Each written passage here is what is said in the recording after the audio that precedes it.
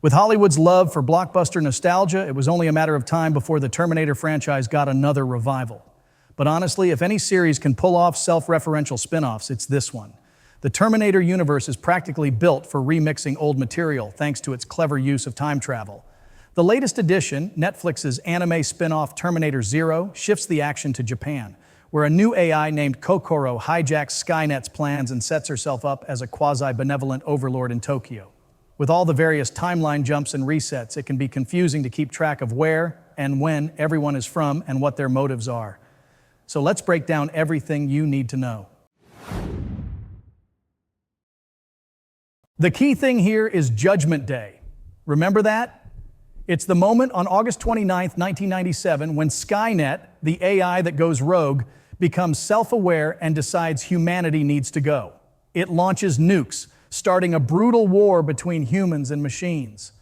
In the original timeline, by 2029, both sides send fighters back to 1984, Kyle Reese and a Terminator, to battle over Sarah Connor because her son John is the future leader of the human resistance.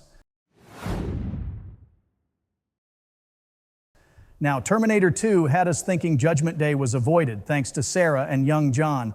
But of course, the later movies explore different twists and timelines where things play out differently.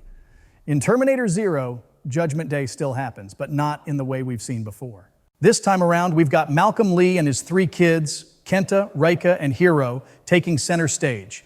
Think of them as the new Sarah and John Connor, only with a whole new twist. Malcolm's not just some regular guy, he's a time traveler from 2045 who's like obsessed with launching an AI called Kokoro, before Skynet can kick off the apocalypse he's already survived. The story kicks off with Malcolm jumping back to 1983, where he and his cyborg buddy Masaki spend 14 years trying to make Kokoro see the value in humanity. But then Judgment Day hits, August 29, 1997, and things get seriously complicated.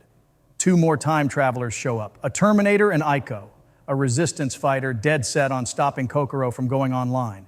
While Ico and the kids are playing a deadly game of hide-and-seek with the Terminator, Malcolm's grappling with whether Kokoro is really the answer.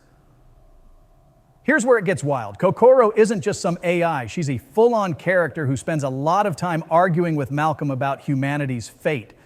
Malcolm's hoping she'll be humanity's savior, but when she finally goes online, she ends up saving Tokyo, and then decides to become a tyrannical AI nanny, wiping out anyone who tries to resist her robot army. And just when you think you've got it figured out, there's more. Ico is an alternate version of Malcolm's mom, and future Kenta, he's the one who sent the Terminator back to 1997.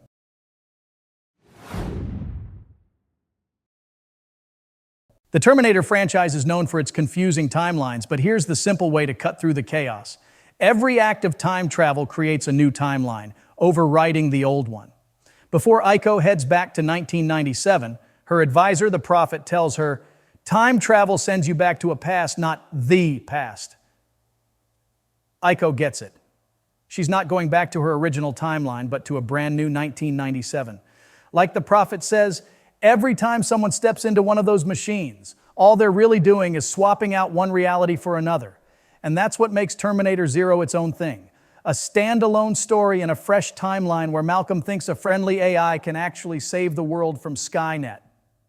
Here's what you need to keep in mind. We're in a totally different universe now. Sarah and John Connor, their core timeline got thrown out the window the minute Malcolm showed up in 1983. Now, instead of just hanging out in the 80s, Malcolm's been shaking things up. He started a family and even influenced the tech in this timeline.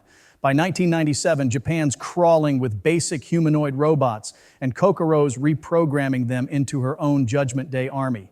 We spin out further from the original Terminator timeline when a Terminator travels back from 2022 to 1997, hell-bent on killing Malcolm and preventing Kokoro from coming online.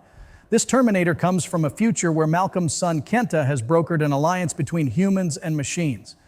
The 2022 version of Kenta assumes that the 1997 version of Kenta will agree with his plan to stop Kokoro. But when the Terminator asks young Kenta to deactivate Kokoro, he refuses. Kokoro makes a convincing argument that she's the only thing protecting humankind from Skynet, and Kenta allows her to take over using the robots.